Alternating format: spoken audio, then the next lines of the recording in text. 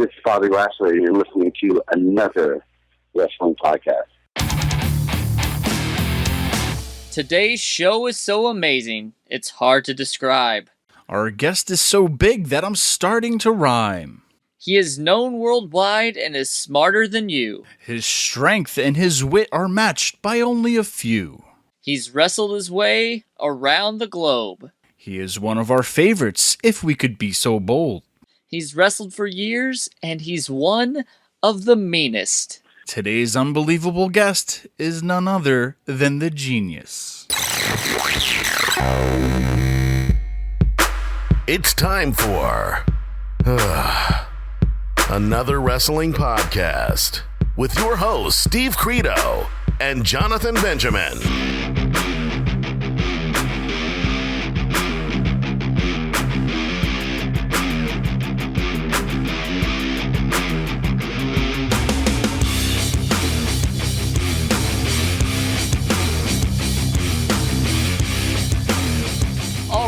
Welcome everybody to episode number 18. 18? 18. I have to say, Credo, I'm going to go on record here. I'm going to say that this is going to be our best show to date. I've heard it a lot from you, and I think you're right every time. Today, we are going to be speaking to none other than the genius Lanny Poffo. Leapin' Lanny, baby. Leapin' Lanny. He's one of those guys that I don't think gets enough credit for the type of work he was doing when he was in WWF. And, you know, he comes from one of the great wrestling families, the Poffos. Yeah, and I think, there's a lot of great wrestling families, and we're going to be showcasing them on our show in the weeks and months and years to come. But I think what better family to start with than the Poffos? Yeah, it's probably, I don't know that his father gets enough credit either. He's the patriarch of the family, and his name was Angelo Poffo. He was a Midwestern guy. He started his career in, I think, like the late 40s in Illinois. He ended up running the promotion, the International Championship Wrestling. Yeah, and his two sons were also a big part of, too. Randy, Macho Man, and Leapin' Lanny were a big part of that, too, growing up. Yeah, I think one of my favorite facts about Angelo, and I heard about it through the genius, Lanny, in another interview he did, but he said that he would just do sit-ups all the time, just to show people that he could just keep doing them. And he was actually on Ripley's Believe It or Not, and he broke a world record in 1945 for doing, are you ready for this? I'm ready. 6,033 sit-ups. Man. 6,000. I would have just stopped at 6,000. I like he actually went the extra effort to do 33 extra ones. Jeez, man. Pretty sure I would have stopped at 6. My stomach hurts already. Man, my one big ab is hurting from that, just thinking of it. Jeez. I could imagine doing 6,000. Jeez. That can kind of tell you the kind of family that they had right there. So yeah. Hey, Dad, what can we do today? Can we go to Disney World? Can we go outside and play? No. Sit down and do your sit-ups. I'm working on 6,000 right now. Jeez. Yeah, that's pretty ridiculous. He was also a baseball player, which if a lot of people, a lot of the, I guess, hardcore fans knew that Macho Man actually was in the minor and major leagues for a brief stint. He played for the St. Louis Cardinals.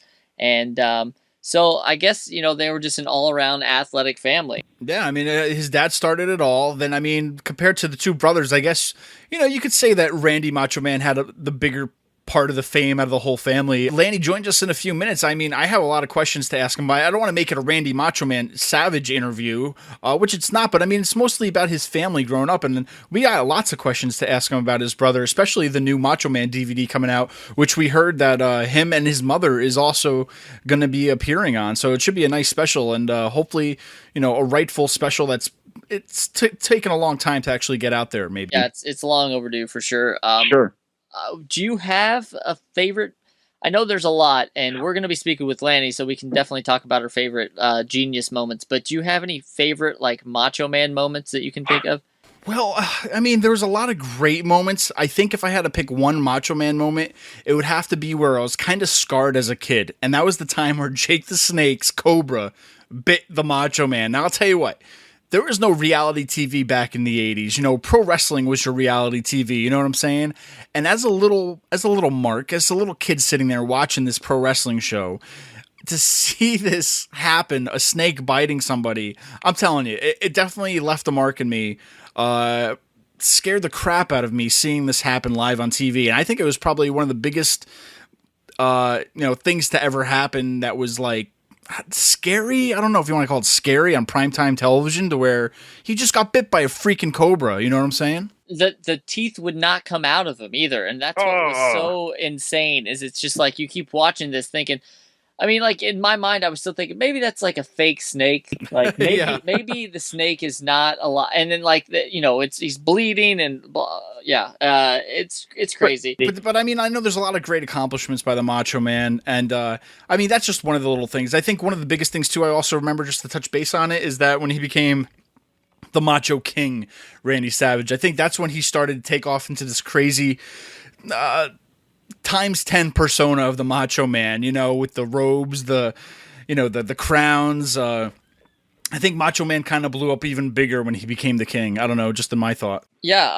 I'm going to say that my favorite Macho moment is something that probably people wouldn't expect from me, because they know how much I liked his in-ring career. But I was watching a movie one day, and I was, I'm into superhero movies. I'm watching Spider-Man, and all of a sudden, Spider-Man's in a wrestling ring, a cage, and all of a sudden, this guy comes around, and who is it? It's none other than Macho Man Randy Savage portraying the wrestler Bonesaw McGraw. It was just over the top. It was everything, and prior to that, I hadn't seen Randy Macho Man for very long, because he had kind of gotten out of wrestling for a while. So to see him in that role, it was one of my favorites that I've ever, favorite Macho Man moment right there. Definitely. And guys, if you're listening right now, we just want to make sure you head on over to anotherwrestlingpodcast.com. We have tons of shows up there, tons of guests coming up in the near future. Jonathan, I'm going to put you on the spot. And everybody heard our little genius poem that we gave to everybody. A lot of marks out there love impersonating the Macho Man. I want to hear your best Macho Man impersonation. Tower of power, too sweet to be sour, funky like a monkey. Oh, yeah. That's great. He totally didn't know that was coming too. That was totally on the spot. That was great. I always have a few good Macho Mans just for that sort of occasion. So just thinking about Macho Man right now and impersonations, I would have to say Jay Lethal gets like the 5-star rating of Macho Man impersonations. He had one of the best as the Machismo in TNA. What do you think about that? That was pretty good. Yeah, and what was awesome about that is he actually talked to Macho Man about it, and Macho Man gave his blessing, said this is amazing, it's great. I didn't know that. Yeah, it's really good. Jay Lethal is definitely one of the best. I've seen some interviews where everybody, Matt Stryker actually has a pretty good Macho Man as well. I'll have to ask him next time we talk to him. But yeah, I mean, speaking of Lanny, who's also coming up in a minute, he debuted in the 70s. He went around from territory to territory, came into the WWF in 1985. 1989, he became the Genius. Maybe it wasn't, the biggest gimmick going around, but it was definitely different. And I don't think a lot of people back then even knew that he was Macho Man's brother. For the younger marks, maybe there's a lot of older fans out there who knew it from watching his father in the ICW. But what did you think about Lanny when he first started, being the Genius and all? Actually, when he started in WWE, it looked like they didn't really know what to do with him. He was kind of leaping Lanny Poffo, and he had these frisbees that he would throw out. And it just didn't seem like it's like one of those things when you see a guy who has a gimmick. We can go on for days about this, but like Steve Austin when he was the ringmaster, you look at a guy, you see he's got something there, but what he's dealing with right now is not what he should be. He's on the cusp. He's about to break out. So I felt that way with him. Then he became the Genius, and I thought, now he's got something. And to be honest, if you look at some of the other people that they could have put in that role or whatever, he was given pardon the expression, he was given chicken shit and he made chicken salad out of it, I believe is the term. So he went on to not only be a good in-ring performer, he went up against Hulk Hogan on Saturday Night's Main Event. He even managed for a while. He was managing Mr. Perfect, which That's right, yeah. was just a pair and match made in heaven. Yeah, that was classic too. I remember all that. It was good. I mean, it fit the spot back then. I think it was perfect. I think it was the right place, right time for him. Granted, he didn't achieve the major success that his brother did, but still, I mean, we're talking about him today, and that's success. All in all, if you ask me. Now, just briefly before we get to the interview with Lanny, who's standing by in another wrestling podcast studio, waiting to talk to all you fans out there. If you're listening right now, as we're talking about some of the legendary wrestling families, we're going to be in future shows as we are today with the Poffos.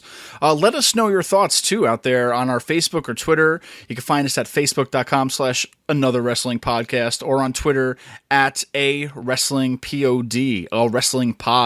You can only fit so many characters into a name, Jonathan. But, if you're listening right now and you really have a good memory of either the Genius, the Macho Man, or even their dad, or just all in all, the Poffos as a whole, let us know. Because we got some good questions coming up for Lanny. I know we're going to be asking him about, will we ever see them into the Hall of Fame, right, Jonathan? And what are some other ones we want to ask him tonight? I want to know if he's kind of upset that he didn't get to spend as much time in the ring with Macho Man in the WWF. It's something that I've always thought about. You've got a lot of families that have got to spend a lot of time in the spotlight together, and that just didn't happen in WWF. So I want to know what his thoughts are on that. Yeah, definitely. And guys, without further ado, we bring to you the Genius. The Genius. The Genius, Lanny Poffo. Lanny, thanks for joining us. Well, thank you very much. I'm glad to be here. Basically, the Funks, the Rhodes, the McMahons, the Harts, the Colognes, and the Poffos.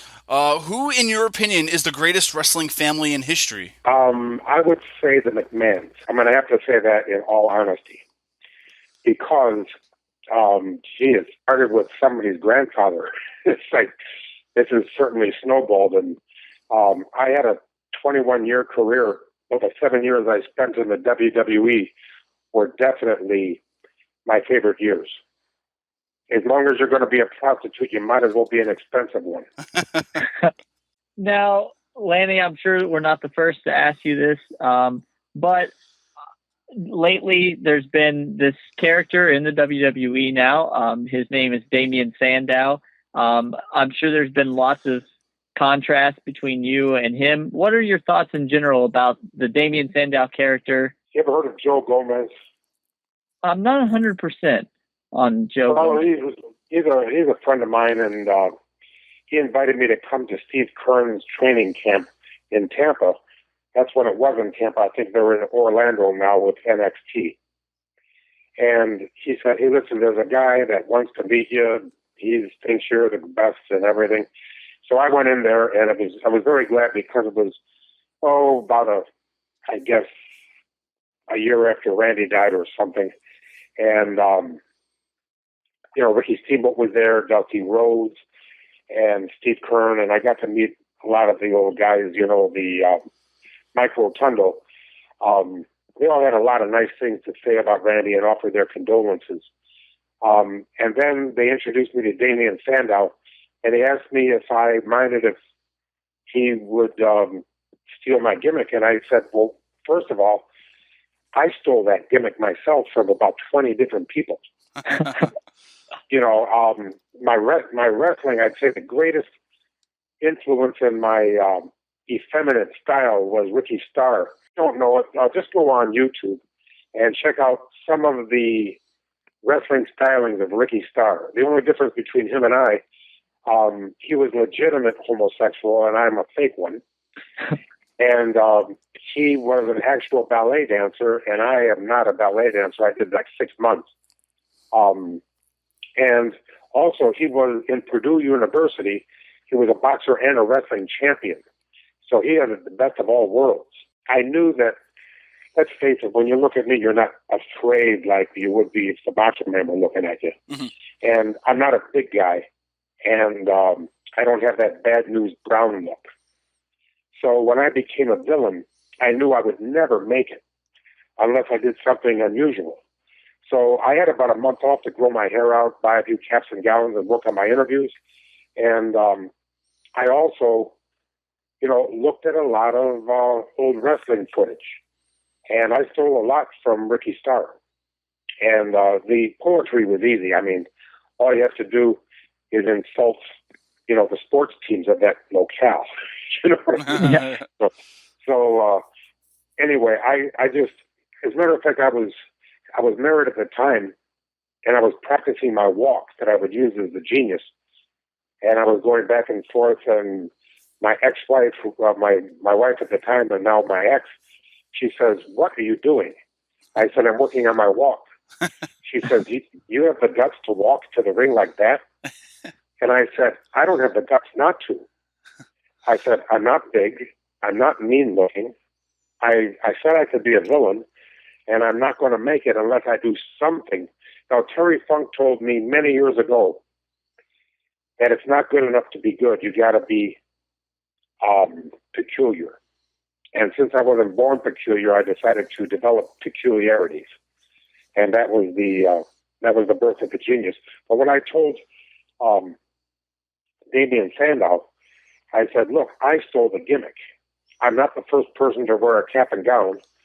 And besides, he doesn't do poetry, right?" No. No.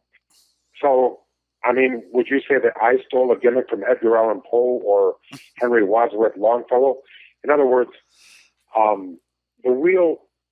the only real authentic thing that I had as a gimmick was I did my own poem before every match. Whether you think it sucked or was great, they were my poems. I didn't have a writer. And that's the only thing that I can say was unique and, my own, and nobody could steal. But you remember TNT, Tuesday Night Titans, and then they shortened it. It was on the USA Network. Oh, yeah. I was a guest on the TNT, and then I did a poem. And when they went to the commercial black, Vince McMahon said, "Lanny, that was great. From now on, you do a poem before every match." So I was like afraid that I would be boring and never be invited back. That was when I was Leaping Lanny. I had no gimmick. I was just brought in. They had no particular plans for me. So I just decided to play my aces, and win or lose, I would go down with my best. And I love poetry. And I actually love to write songs, but see, my singing isn't good enough, so it has to be poetry. The recitation, trust me, if I were a better singer, I'd be singing instead of doing poems. But it's a wise man that knows his limitations. So Vince said, "Lanny, that was great. From now on, you do a poem before every match." And I was so excited. And I'm still excited. I mean, it was such a lucky break. And I really appreciate Vince McMahon giving me that opportunity. And, I did so many poems. They can't all be gems. Some are better than others, and some aren't, But no, they were all mine. Nobody helped me. And if anybody would have helped me, I would have resented it. All right. Is there any that are your favorite that you can share with us? I don't know if I can't remember what I had for breakfast this morning, but maybe those will stick with you. I don't know if there's a famous genius poem that you can give us. "Behold this humble entourage, their heads are bowed in reverence, at the very slightest whisper of one name, exalting in his splendor, which is altogether fitting, of the people and the lands from whence he came. False monarchies are commonplace as kingdoms rise and fall, but I, the genius full of glory and renown, say the Macho Man is everything that everybody everywhere would ever want to wear a crown. I say this king deserves a queen beside him on the throne, and Sherry is the fairest in the land. Nobody else is worthy of this monumental honor and the regal splendor of his royal hand. We witness the dethroning of one Jim the Hacksaw Duggan, whose crown and robe are in a state of ravage. I now remove my mortarboard and place it near my heart, and thus proclaim you Macho King, Randy Savage." That was the only time that Randy and I were ever together in a WWE ring. Wow. That was great. That was the Macho King coronation. I remember it like it was yesterday. I was in Los Angeles for a fan fest, and a family that flew in from Manila of the Philippines came in, and they had a 10-year-old girl, and she must have been 4 foot nothing, and she recited that poem to me better than I just did now. Wow. And I said, "How did you learn that?" They said it was on Randy's DVD, that package of all his best matches. Oh yeah, yeah. And they did the Macho Man coronation, and she played it over and over again. And she didn't even really speak very good English, but yet, because she listened to that over and over, and then she recited it to me, and I felt very good about it. Wow. Now, you just touched on it, but that was really the only time that you and Randy were in the ring together in the WWF, now the WWE. Do you wish that there was more opportunities where the two of you would have gotten to work together? Well, I don't want to be one of those sorry-ass wrestlers that is always complaining about what didn't happen. I like to, in December, I am going to be 60 years of age. And I'd rather be the happiest man in the world. And how do you do that? By not feeling like the victim instead like a victor. Naturally, if I were the booker, I would have had many, many more championship belts. But I wasn't the booker. I was just trying to do my best. And I am appreciative of the way it all turned out. I feel like there's a lot of wrestlers that gave more than they got. I'm one wrestler that got more than he gave. So I should be slapped in the face for complaining about what happened. It was a very good part of my life. I certainly enjoyed it and learned from it. And I know a lot of people I go to independent wrestling shows sometimes. They bring me in, and I see young wrestlers that are willing to jump out of the balcony into a cup of water, and they're still waiting for their phone to ring.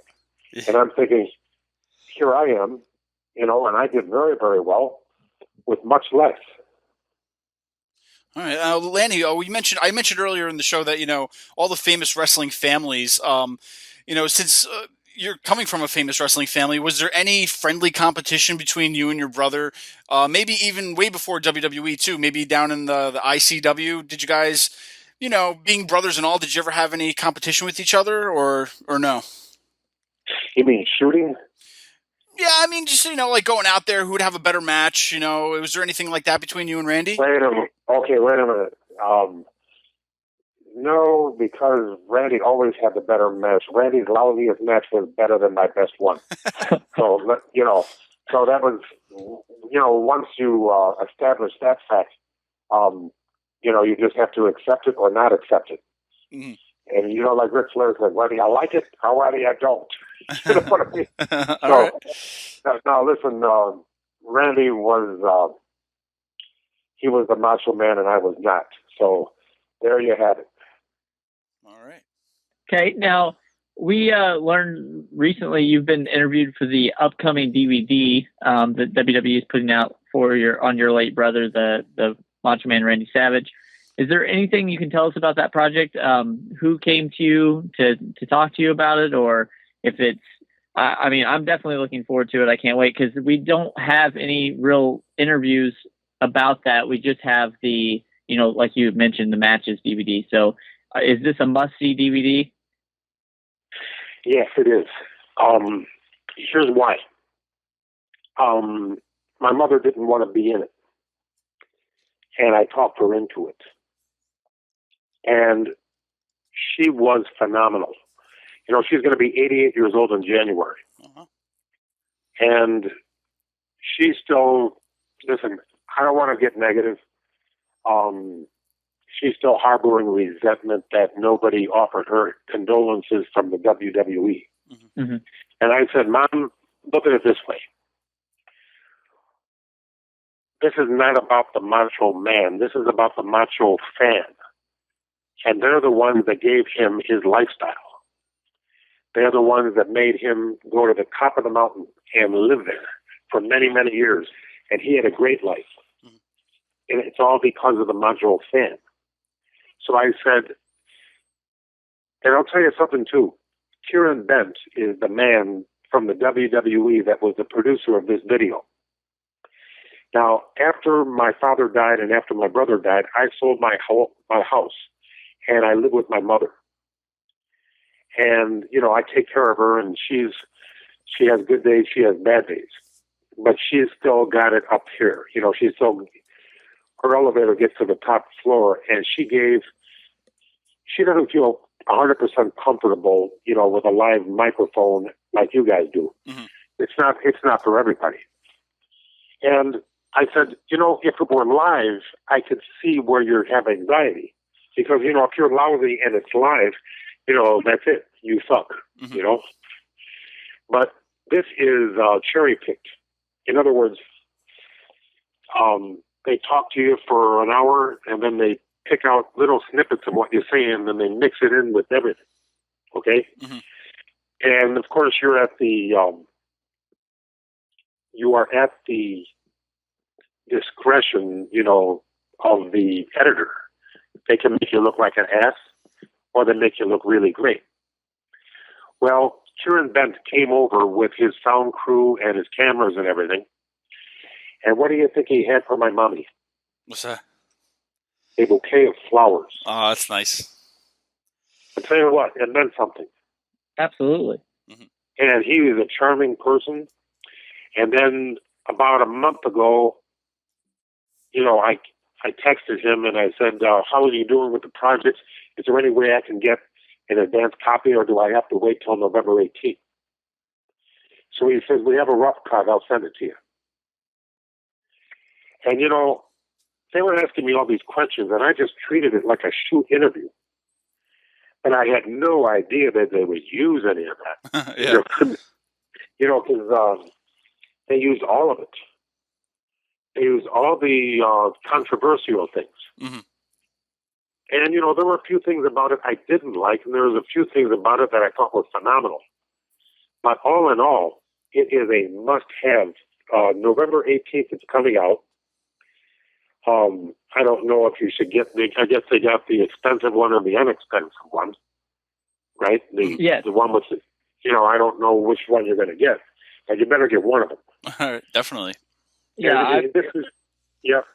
Oh, I was just going to say the expensive one that you're talking about comes with the upcoming one that you're talking about. It comes with the Macho Man Greatest Matches DVD. I think there's a T-shirt, some glasses, and a bandana. I'm looking forward to that for sure. Well, you know, I don't mean to get piddly with you guys, but you know why I don't give marital advice? Why is that? Because I'm a one-time loser. Because I was married once, divorced once, and, you know, I just went to my daughter's wedding. She's 30. She's in Lexington, Kentucky. I got to see my ex-wife with her new husband and everything, and, you know, I put on my happy face, and I enjoyed myself. But I don't give marital advice because, you know, why would you want to hear it from a divorced man? Mm-hmm. But what I couldn't help but notice, and I must mention to you guys, because I saw the rough cut of the DVD. Mm-hmm. It just does not cease to amaze me that the most vociferous detractors of the way Randy treated Elizabeth are not only divorced, but multiply divorced. Like, for example, Jerry the King Lawler. Yeah. I just read his Wikipedia. It does not read like the New Testament. And he's been married how many times? 3? I mean, what's he doing? Going for the record? and then he's standing there, you know, talking about Randy's treatment of Elizabeth. You know what I mean? Yeah. She didn't die in Randy's room, you know. Yeah. Absolutely. You know, and by the way, let me just say that Randy loved Lex Luger and never blamed him, because there's a disease going around called "it's not my fault" syndrome. But if I overdose at your house, that's my fault. That's not yours. Yeah. Unless you put something in my drink. You know, but listen, if anybody, you know who put something in her drink? Elizabeth did. See, what I mean? So Sure. why do you point? I wouldn't point fingers. I mean, she was over 18. As a matter of fact, she was in her 40s. So, but the thing is, when you watch this, this interview, it's amazing. The comments that a lot of Dusty Rhodes was in it. He had nice things to say. A lot of good people. Gene Okerlund. But the two people that I called up on the phone to thank was Bret the Hitman Hart and Diamond Dallas Page, because their remarks were beautiful. Now, I don't see why anybody would use an opportunity like this to trash Randy anyway. Mm. Yeah. I just thought everybody that was interviewed was divorced except one guy, and that's Pat Patterson, and he's a Rump Ranger. He doesn't play for that team. So, but still, the way they edited it, I would make a remark, and then they would prove it by the other remarks. Believe me, it's fascinating. You really got to see it. I'm not doing it justice, but and you know who was great I don't know where they found it. I've never seen it before, but they had highlights in it of an interview with Randy in 1993 or 94, where he was at the fork in the road of his career. And it was like he was narrating his own interview, his own posthumous CD, DVD. Mm-hmm. It's just amazing. Sure, yeah. Well, we're definitely going to buy it. I know our fans are definitely going to buy it too. And I was speaking of writing about some stuff. I mean, you touched a little bit about on alcohol awareness and drug awareness, and you've written 2 books already. And one was related to drug and alcohol awareness, directed towards younger children. Did you have any plans to maybe write any other books down the road, or anything like that you have in store for anybody or your fans? Well, I've actually turned down so many offers for this from publishing companies, because if I ever did it, I want to do it right, and I want to be perfectly honest. And I didn't want my mother to suffer any more than she already has. Because if I do it, it would be, the real deal. Mm-hmm. Mm-hmm. But, I've turned down quite a few offers already, because I just think it's too soon. About the books that I wrote, one was Wrestling with Rhyme, and the other was Limericks from the Heart and Lungs. Now, Limericks from the Heart and Lungs was 335 limericks all about smoking. And thanks to a thing called Kindle, I'm now an international bestseller in both books. All right. In the Kindle edition. Now, I'll tell you why that means a lot to me. Because I've been turned down more times than a bedsheet by Random House, all the big publishing companies. Oh, they don't even turn you down. They just don't answer your letter. You see what I mean? And then even WWE didn't want to publish me. So when I'm an international bestseller, and that kind of, Kindle levels the playing field for the small publishing house. Sure, yeah, definitely. Absolutely. When I became international best-selling author in Kindle, in both books, I hate to be childish, but in the words of Eric Cartman in South Park, I made you eat your parents.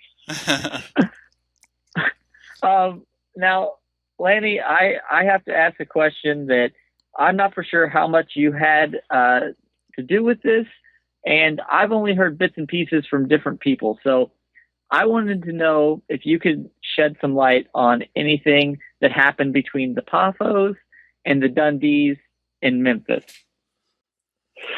Well, the day it happened, I was with George Weingroff, El Brazzero, my wife, who was my girlfriend at the time.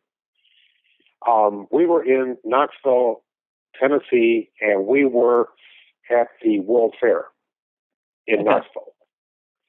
And then when I got back to Lexington, that's when the fit hit the shan. Mm-hmm, okay. Mm-hmm. And look, this is a part with the ICW. I was a hostage, okay? I had absolutely no interest or desire to open up a rival promotion to anybody. I was happy just doing what I was doing, going from territory to territory, seeing the world. I loved the territories, and I was happy. But my brother, my father, and my mother said, hey, come join us in Lexington, and I did. And it's a family thing. And Randy thought it would be nice to challenge the other people, and he did. And I did not choose the ICW, okay? I was drafted. I did not enlist. But, family comes first, and I was the youngest in the family, and that was not always my favorite position. Marsha. I don't know if you know what that means. But Absolutely. that's it's the story of a lovely lady. Anyway, kicking and screaming, I went into ICW, and I was not happy about the fact that all this violence was occurring. I got into wrestling to be an entertainer, and I was only interested in the money I made, the money I saved, the money I invested, and also I'm not the best driver in the world. I've never had an accident, but I certainly caused them. So I like to do is I like to leave early for trips so I don't have to make up for it with my foot on the gas, and a lot of my friends have died, and a lot of my friends have been injured. I think Magnum TA would have been one of the greatest wrestlers in the world had he not been in a car accident. But I digress.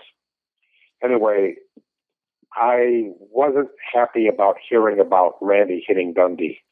That was not, but that's life's about choices, and he made his, so, that's about the size of that. But I don't like to, even now, I don't like arguments. I don't want to fight.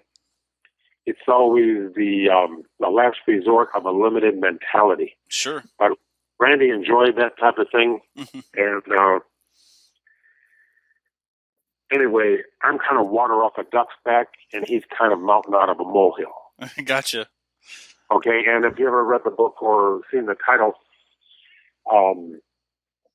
let's see, what the Don't Sweat the Small Stuff. Yeah, Randy sweat the small stuff. All right. Now, I know you've been asked this a lot, and I don't want to, have this be the millionth time you've been asked. But of course, we want to know. We want to hear from you on our show. When will we see the Poffos take the rightful place in the WWE Hall of Fame? Do you think it'll be anytime soon, or any thoughts to that? I don't think so. I think it's going to be one of those unanswered questions, and it's going to go on instantly. Let's face it. You got a few things right. At least you got Bruno Sammartino in there. Yes. That took forever. And but you know what really pissed me off? What's that? Matt, were you there in Madison Square Garden when Bruno got inducted? Yeah, we were there. Yes, we were. Okay. You see a beautiful, beautiful, beautiful woman like Maria Menounos. Mm-hmm. And she gave the greatest speech I've ever heard. I know where you're going with this. About one of the best people that I've ever met in the wrestling business, Bob Backlund. Mm-hmm. Bob Backlund almost doesn't belong in wrestling because he's too nice. You see what I mean? It's like if what do you think of wrestlers? Well, wrestlers are this and that. But Bob Backlund is that and this. He's like the antithesis of what a wrestler is. He doesn't cuss. He doesn't drink. He doesn't do drugs. He won't tolerate, bad language. He lives by principles. And Maria Menounos went out there and gave the most beautiful introduction to Bob Backlund. And you people booed her. You suck. Yeah, we were actually talking about this on our last show, Lanny, too, because we were talking about how many, like, a lot of the fans online will complain about stuff, but me and Jonathan, you know, we always talk, we love pro wrestling, and we love going to these events, and we were talking about that the other day, right, Jonathan, to where, you know, there was people there that were just booing or saying stuff at the event that we were like, why? We're here because we love it, and we respect you guys and all the wrestlers, and some of these fans, I don't know, they just come in there and they just want to boo because they want to hear themselves speak, I guess. I don't know, but we were just talking about that last show. Yeah, it's but I mean, it's like you see, I know it's bad to boo, but who were you booing? Yeah. Mm-hmm. You know, this is somebody. Now, if I had a son, which I don't, I just have a daughter and she's 30. But if I had a son, I would want her to be like Bob Backlund. Mm-hmm. You know, I mean, that would be too much to hope for, really. I mean, that would be unrealistic goals. I'd be just happy if he didn't get tattoos and if he stayed out of prison most of the time. Yeah. You know, but this guy is a phenomenal person here. And Maria Menounos, could you ask for a hotter girl to be, you know, exactly. She's hotter than every diva. Oh, yeah. You know, she's a very... she gave a hell of a speech, and she got booed out of Madison Square Garden. I said, "What the hell is going on?"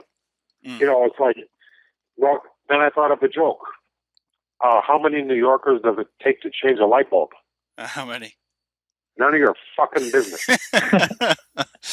Well, I just want you to know before this goes any further that we didn't boo because I don't want to be on your bad side. I know that you said that you're don't sweat the small stuff, but I still am legitimately afraid of you. So I just man, I'm the most benign gentleman that you'll ever meet. That's what they all say. Yeah, 10 arrests, no convictions. a perfect record. So there's literally hundreds of stories over the years of wrestlers getting, and I'm using the term ribbed throughout the years. Were you ever a victim of those, or did you ever rib somebody? I hate ribs and I hate ribbers. Okay. And I've never, except for Owen Hart, his ribs were diabolically clever. You know, he didn't ever mess with your suitcase, to my knowledge. He did, like, for example, he was sharing a room with Ken Patera. And Ken Patera was expecting a lady friend to be, you know, calling, and, you know, he had given her room number, his room number out. So he'd be chewing tobacco and spitting it into a cup. And then Owen Hart knew that he was hoping that, you know, that he would get, you know, a little company. So he knocked on the door. Bam, bam, bam, bam, bam, bam. And so Ken Patera got all excited, took the tobacco out of his mouth, rinsed his mouth out, went to the door. There's nobody there. So he put the tobacco back in his mouth and started spitting into the tobacco, hoping the girls show up. You know, so you know what? He knocked on the door 3 different times, and he fell for it 3 different times, and he never ever smartened them up. that he was knocking on that. Oh, you know, and that's pretty good. A young guy taking advantage of an older guy. You know, it's like he was a smart guy. There you go. I think now a lot of the wrestlers were using suitcases for toilets back then. Okay, now I don't consider that a rib. And there was about when I got fired the first time, and then I was brought back as the Beverly Brothers manager. Yes. Randy said, "Hey, listen, things are different now. You've been gone for 6 months." He says, "Everybody's shitting in everybody's suitcases now. It's really bad here." And he said there was 8 guys doing it, and he named them. Okay? And so I had my cap and gown, and my first town was Rochester, New York, for TV. And I got there early, and I hid my suitcase so well that I could not find it myself. You know, I should have put a GPS on it or something. But you know what? Nobody ever used my suitcase as a toilet, and I think I have a reason why they didn't. they were afraid of my brother. There you go. But now I no longer have that advantage. So now I feel more vulnerable to whatever, so it'll happen eventually. I probably deserve it. Now, Lanny, is there, I don't know, any piece of advice you've ever received during your run in professional wrestling that, you think that was probably some of the best advice you ever gotten that you might want to share? Or is there anything like that? Yeah. Remember the Sheik, the original Sheik, the promoter of Detroit and Ohio? Yep. He told me, Lanny, I'm not against anything that's going to get over. And I said, wow, what a fantastic thing to say. And if you think about it, does it really matter how you get over? Sure, yeah. I mean, it's so rare that anybody gets over because the public is jaded. They've seen it all. Yeah. I mean, what are you going to do? Like, there's 100 fantastic workers out there, and they're all waiting by the phone, can't even get a break. And they got guys with 22-inch arms that are ripped to shreds. You're going to have to come up with something that's going to get over. That's why I went to extremes with the Genius. I decided to just go for broke because, when you've been there 5 years as Leaping Lanny and, you've been spattered on the windshield of life and they give you a break, it's like you can reinvent yourself. I was not about to take it lightly. And then I never forget Hulk Hogan grabs me by the wrist and he brings me into the shower room and says, Lanny, you're working like a fag out there. And I said, do you want me to stop? And he says, no, I want you to do it more. He says, because I have an idea that I can make fun of you and mock you. Would you mind if I mocked you? And I thought to myself, let's see. One of us is a jabroni, and the other one is Hulk Hogan. I guess it's okay if he mocks me. So that was a pretty good decision, right? Oh, yeah, absolutely. Yeah, I think I did okay that day in NBC. I went from zero to hero, and I had enough time to get back to zero again. I think that's sometimes the way the business works, but you had a heck of a run, I think. You're still going today. I drank from the silver chalice of success for one brief shining moment. But like you said, there's people that are waiting by their phone, and there's some people that were in the business just as long and never got that. So that's true. And I'd rather be known as the lousiest worker that made it rather than the best worker that didn't. Absolutely. You ever heard of Freddie Patek? He was a baseball player. He was 5'4", listed at 5'4". And they interviewed him. He says, you are the smallest person in baseball, in Major League Baseball. How does that make you feel? He said, better than the tallest guy in the minor leagues. That's awesome. But I'll tell you what, Hulk Hogan hasn't done a thing for me lately, but I'm still appreciative. He's still, so when I finally die and I get to put my whole life before me, the highlight reel is mainly because of him. Thank you, Hulk Hogan, for choosing me to mock. Some people have trouble with Hulk Hogan. And I know that you said that you're really not into being negative or anything like that, but is there one person that you had trouble with during your time in professional wrestling, like someone that just rubbed you the wrong way? Let me think. I was very popular in high school, although I didn't actually know it. It's like I kind of took it for granted that I liked everybody, so they'd like me back. Mm-hmm. I didn't really give it much thought. Somehow when I got into wrestling, it wasn't as easy to be popular because I was a young guy, skinny, bad complexion. I was just hanging around, didn't look like a wrestler, and I felt resented. And then slowly but surely I started making some friends, but some wrestlers are very, very nice and some are not. Mm-hmm. And, when I was Leaping Lanny, I used to do jobs for people like Terry Funk. I loved doing that. I thought he was so great, and I was so lucky to be in the ring with him. And besides, he made me look better than if I beat somebody. And, he would make me look good before he beat me.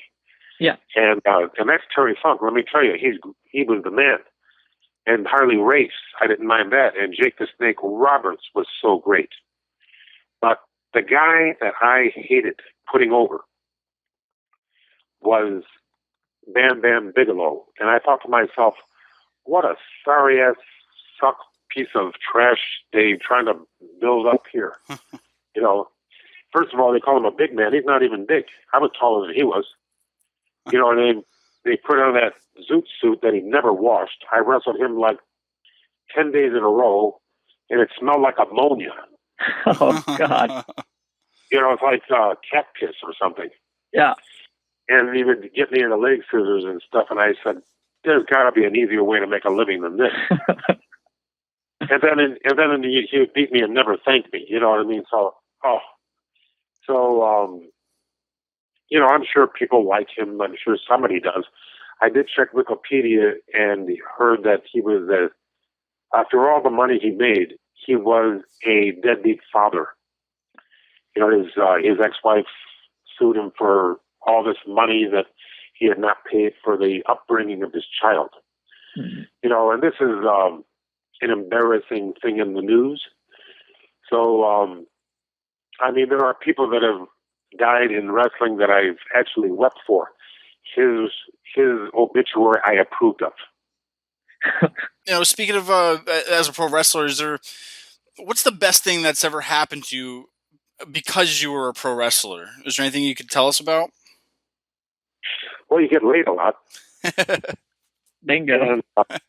And the thing is too, I love those groupies. They're phenomenal until they get married, and then they develop a different attitude. As soon as they get their promotion, you see. But I would say things that happened.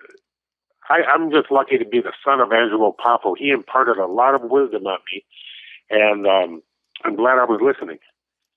And it was just a good time. I'm just glad I survived it. Is all. There's car wrecks. There's things that go bump in the night. You got to be careful. It's not always, and try to keep your name out of the news. There's certain things that you're doing these days. You mentioned that you're still going around doing some independence. Okay, I'm going to be, just go on geniuslannypoffo.com. Okay. That's geniuslannypoffo.com. And I had just talked to Frank Milano of the Pro Wrestling Hall of Fame in Amsterdam, New York, October 25th. I'm going to be signing autographs in Amsterdam. Okay. I'm also going to Montreal and Ottawa and Toronto for some Comic-Cons. And, I just don't have the dates for you, but I think November 22nd stands out. I don't accept all the, if the phone rings, I may accept it, I may not, because unless I really want to do something, I really don't. Sure. Okay, because there was a time when I would take any offer that I would get. Now I'm a little bit more, for a few reasons. Number one, my life now is the aristocratic pleasure of doing absolutely nothing. Yeah. And also, my mother needs looking after, so I make sure that if I leave town, it's for a good reason. Now, Lanny, this brings us to our little lightning round. It's basically almost like a word association, if you will. What is your IQ? Oh, high. Okay. Wait a minute. High for a wrestler, medium for everybody else. All right. You worked with the late Kurt Hennig. So can you give us one word to describe Mr. Perfect? Maestro. Right. Who is your favorite poet? Favorite poet would be Shel Silverstein. That's a great one. And your favorite macho moment? Favorite macho moment?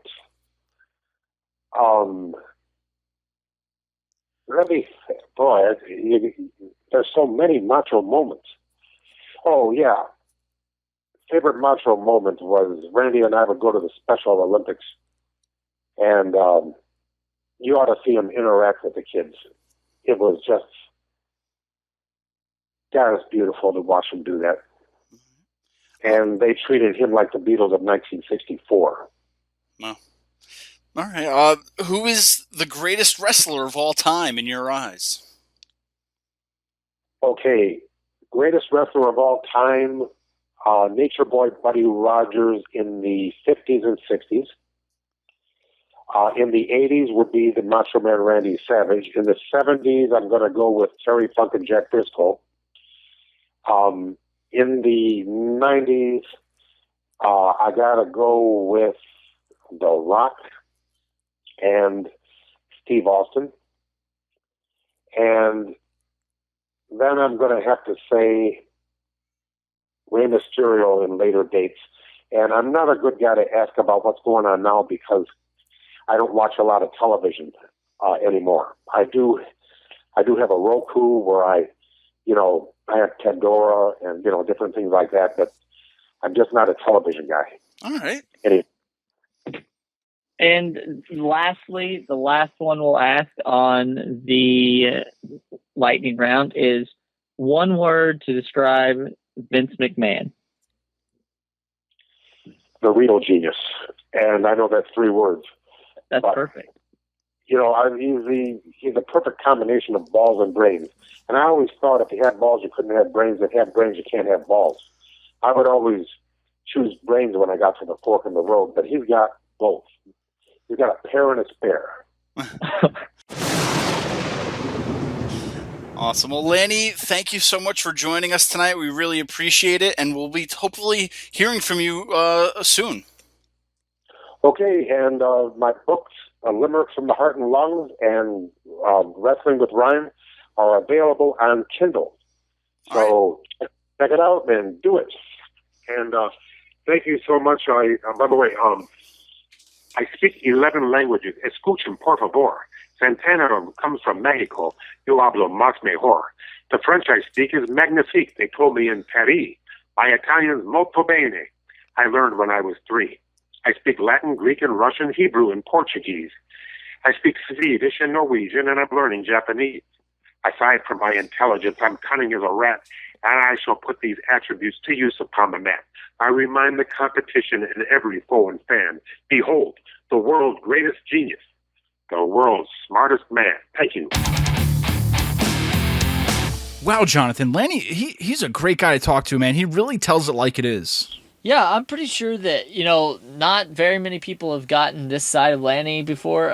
He's definitely passionate about this business, his family, and he was just all around a great guy to have on the show. That's right. And Jonathan, also today, we are sponsored today, Jonathan, by the Pro Wrestling Hall of Fame over up in Latham, New York. Lanny is going to be up there. So all you guys in the Northeast, if you want to head on over to the Pro Wrestling Hall of Fame, be sure to check out Lanny Poffo October 25th from 10 a.m. to 1 p.m. You can make sure you head on over to facebook.com/Pro Wrestling Hall or check out pwhf.org for more information. So you heard him today. Now go meet him October 25th. That was a good show. I told you, it's probably one of our best shows. I'm going to hold you to that next week when we will be joined by... Do you know who's joining us next week, Jonathan? That's right, Jonathan. Tiny Zeus Lister will be joining us on another wrestling podcast. You guys might remember him from No Holds Barred. He saved the city of Gotham in The Dark Knight. And, hey, don't mess with Debo, all right? Because he will definitely ride in on his bicycle and kick your ass. So, guys, next week we have none other than Zeus, Tiny Lister, joining us on another wrestling podcast. Be sure to head on over to anotherwrestlingpodcast.com. You will find all of our links to like us, follow us, subscribe to us, and, hey, leave us some message, leave us some love. We want to hear from you. We love hearing from you.